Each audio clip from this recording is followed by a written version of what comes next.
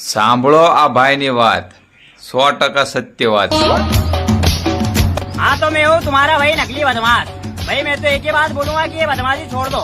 ये इसको मारना उसको मारना, इसकी बुराई लेना उसकी बुराई लेना, भाई कोई मतलब नहीं है। अपनी जिंदगी में ना काम धंधा करो, खाओ पियो आराम से, क्योंकि एक बार अंदर चले गए ना तो टापरे तो बिकेंगे ही बिकेंगे।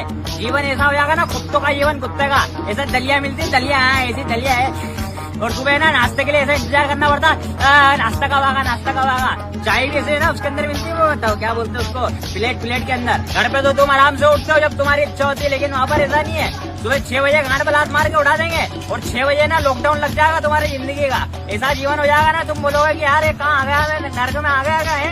इसलिए बोलता हूँ भाई मत करो, अच्छे से अपने बाहर हो, काम धंधा करो, खाओ पियो एंजॉय करो।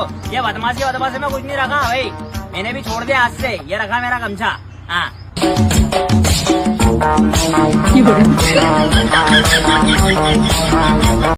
વિડીયો મોકલી દો તમારા આવા મિત્રને।